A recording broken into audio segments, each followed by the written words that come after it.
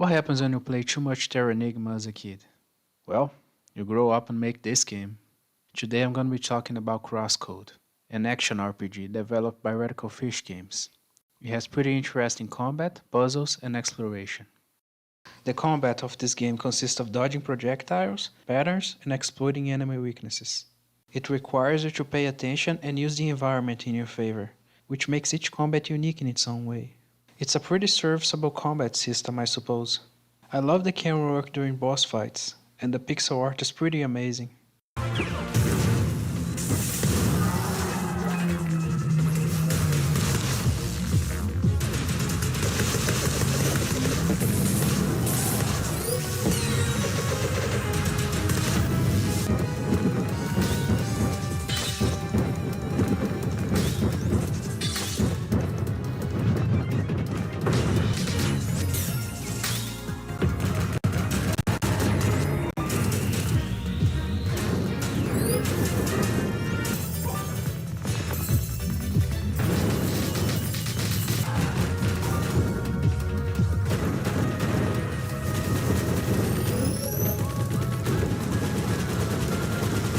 It constantly gives this sense of grandiosity, like you're really small and going against these gigantic beasts.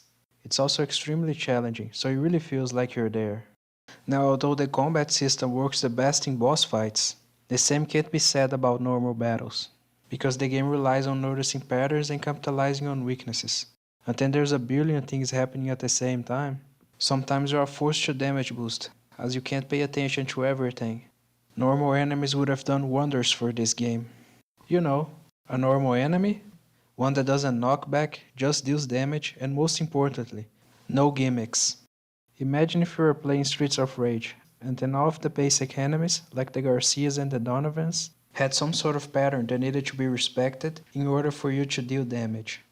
Like, I understand if you put something like this on a Big Ben or an Electra, because they're special enemies that only show up from time to time. But if you put that in every single enemy, well, it just sucks. Do you think I'm nitpicking? Let me explain better. In this game you can launch projectiles to do damage at long range. You can also do melee attacks. Melee attacks do more damage and have better coverage, but has limited reach. You can also use your shield to nullify knockback and reduce the amount of damage you take, unless you perfect guard to precise timing. Then you take no damage, and sometimes you open the enemy for counterattack. You have an option to dash away as well, but it's harder to defend like this, sometimes impossible. The game also has skills. Skills for your shield, dash, projectiles, and melee. The game gives two options between skills. Skills can be anything, but the options are usually more AoE less damage, or less AoE more damage. The game has 4 ships, each one with their own skills, and you gotta swap them in combat. The skills also have tiers up to 3. On the tech tree, you can give your character more flexibility with more skills or more skill tiers. Or be less flexible, but give your character better passive stat boosts. The passive boosts don't go from ship to ship. So if you want health regen or better ice protection, you should swap to your ice ship on the fly. Or if you want fire protection, you should swap to the fire ship and so on. Your ships also overload. So if you use too much elemental in combat, you are forced to use neutral while it cools down. Not to mention the equipment that also gives you things you should keep in mind that will help you out in combat. Now that you know how it works, try to coordinate all these things in combat when there's a million things happening at once without having a stroke. Bro, I don't even remember what I've eaten for dinner yesterday. You want me to remember how many tiers of dash I have on my flame ship? And oh, be careful not to activate the wrong skill while using the wrong ship, by the way.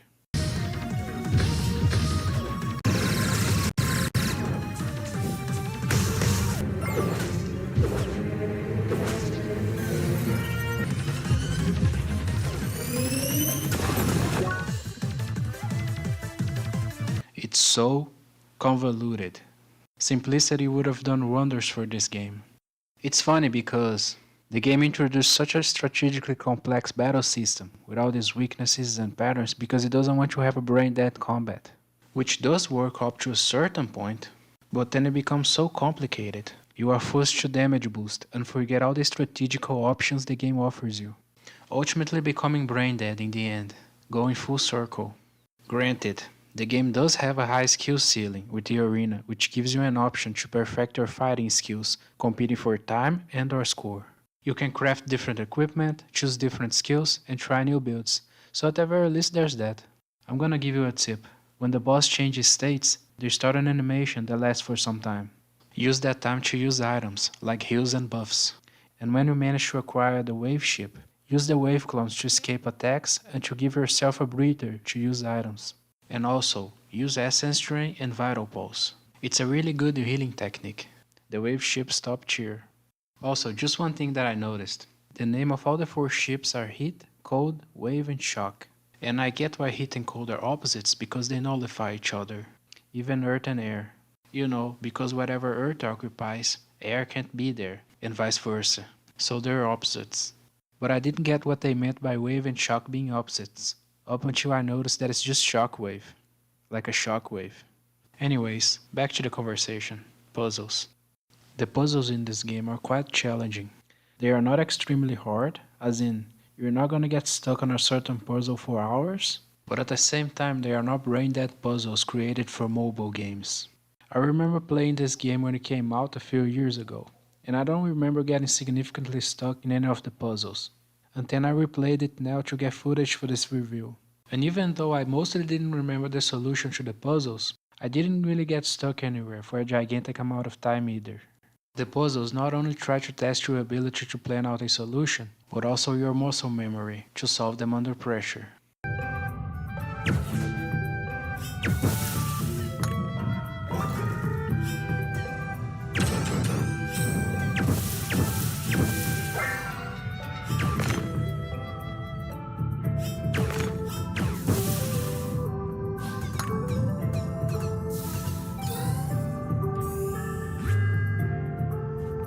And the puzzles have a little bit of fluidity to them. And although that's difficult to explain, you can feel it very easily. For example, look how I solved this puzzle.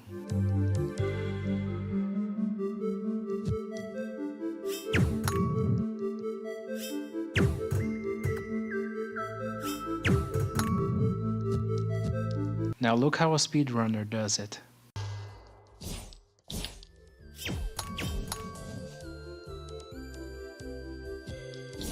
Again.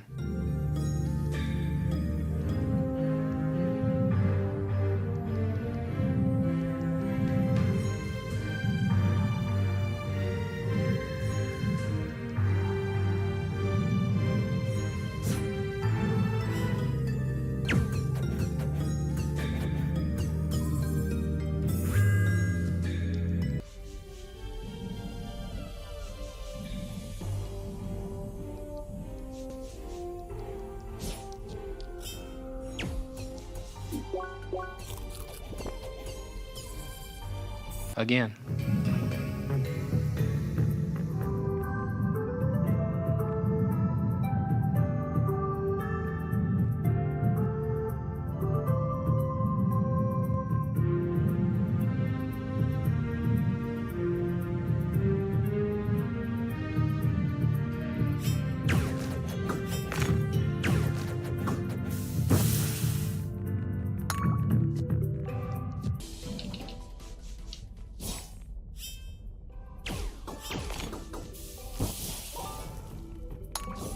The puzzles are laid out on the map and can be interpreted in infinite different ways. It's pretty cool. After you finish the game, be sure to check out the speedrunners and show them some love. They make this game look way more jank and way shorter than it actually is. Also, I wanna see that 100% speedrun. We have all been waiting for at least 5 years. On the subject of puzzles, they are also used to encourage map exploration in very interesting and natural ways. Mostly trying to find your way to a certain place. It's a really cool way to design puzzles. I also love all the visuals of the map, especially Bazin Keep. It has this new Tokyo appearance to it. It's pretty cool. But one of the problems with the exploration of the map is the depth perception. Because the game is kinda like 3D in the way you move, but it does a terrible job in showing you where you can jump. By the way, get as much treasures as you can on the map. All the equipment and items you find on the overworld and dungeons are really good. The story of this game is pretty serviceable, I suppose. And the setting is the most interesting part in my opinion. It is set in an MMORPG where players from all over the world transfer their consciousness into. So I guess it's very Matrix inspired. The plot is a little dumb though. It's a drama about how highly advanced AIs created from copying human brains could exist in this virtual world alongside humans. And then the bad guy exploits these AIs to sell information to the right people. Like bro, you have the power of 600 million years of natural selection at your fingertips. Quite possibly the most advanced thing to ever exist in the history of the universe. And you use it to steal, I don't know, bank account information? Whatever you mean by that. The characters are pretty good though. They have their own personality and opinions, which allows the player to immerse better into the story. Also, the game introduces a very cool idea of enriching the lore and giving information to the player, with the NPCs just talking to each other instead of you. So you basically overhear conversations instead of actively interacting with them. Well, most of the time. The game should have had voice acting though, because sometimes characters are talking while you are doing other stuff, and it's a bit tricky to read the dialogue and fight battles at the same time. A little bit of a missed opportunity. Regarding the dialogue of the characters, you can very easily tell the artist of the game wrote it as well, because he keeps making remarks about how things look, about the sprites, or things on the map. And then it just so happens that some Felix Klein contributed to most areas of the project. Speaking of story, sometimes you feel a little constricted by it, because you have to go where the plot tells you to go, which does serve as a way to introduce the awesome world you built. But I feel a game like this would be better if you had no story at all. You just walk around and explore the place. The entire map is unlocked from the get-go. You complete the dungeons available and they make you strong enough so you can explore more dangerous areas. We can visit all the cities, forests, dungeons and stuff. Get to meet and talk to the players in this virtual world. And even do more mundane things like buy a house, vehicles and stuff. A game like that would be pretty cool. As a matter of fact, if you know a game like that, I would be interested in playing it. This game does have its problems, but it's still pretty good. I definitely recommend it. If you enjoy action and problem solving, you're gonna love this game. Also a little bit of planning and high skill ceiling with the arena and all the different equipment and skills you can choose and use. For your information, this game does have a DLC, and the dev is making a new game that's kinda like this one, so check it out as well.